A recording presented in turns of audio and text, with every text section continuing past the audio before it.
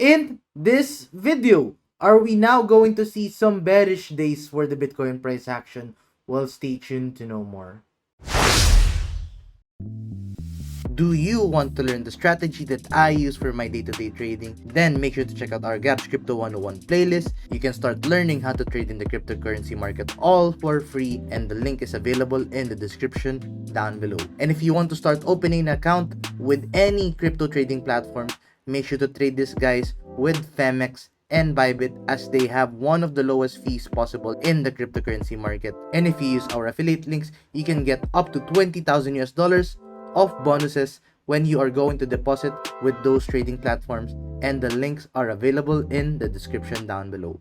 So now let's dive into this video. So hi guys, and welcome back to another Gabs Cryptocurrency video where we trade by data and not by hype. If you haven't subscribed to my channel, click the subscribe button down below and hit the notification bell so you won't miss out videos like this.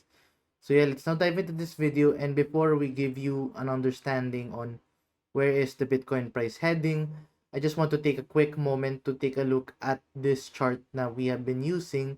It is the Bybit perpetual contract charts ng Bitcoin USDT. And as you can see, ang dami nating ginawang analysis ever since the start of the Bitcoin bear market. So as you can see, ever since the start, nag-short tayo, we went into a long-term long position, and then we navigated through every bits of the bear market. So congratulations guys if you are still alive dito sa bear market, because we have been able to successfully navigate through it. And if this is your first time encountering your bear market, you should be proud of yourself, because usually people always tend to end up na pagdating dito sa area na yan, wala na sila. So congratulations to say a little bit of congratulations to yourself, dahil ikaka-proud mo yan dahil na nakapag-stick ka sa bear market. And yeah, as much as possible, if you want to follow influencers who are going through the Bitcoin market, make sure that they are also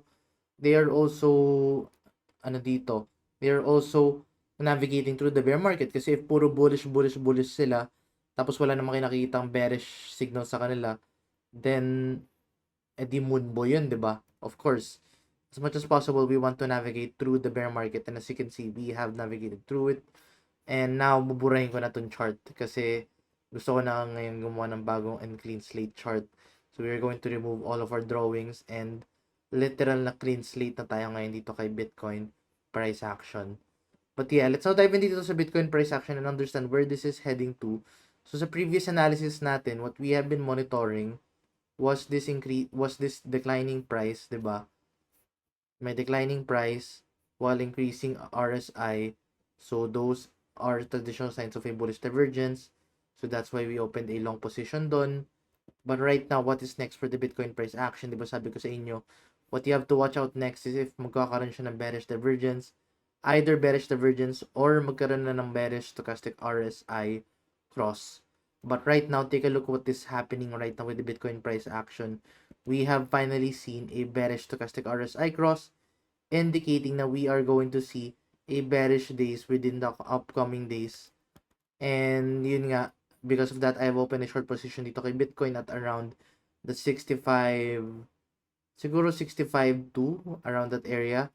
65.2 yung latest short position na inopen ko. And if you're going to open this in the 4-hour time frame, you will also find na meron din tayong ascending channel dito forming with the Bitcoin price action. So this ascending channel is a bearish pattern to the downside, back to the bottom of the channel. So this could be indicating that we might be going back to roughly around 61k. So 61k is the target of this channel. But yeah, let's try to see if there are volume dito. So volume kasi is critical. So yeah, we have been seeing a certain amount of volume dito in this bearish breakdown. So siguro what I'm expecting here dito with Bitcoin is to somewhat form this type of movement, na bearish movement dito kay Bitcoin within the next few days. And that is what I am currently going to expect with the Bitcoin price action. And I think that's all na update na we can give now dito. And I'll be going over to the Philippine Blockchain Week this weekend din pala guys.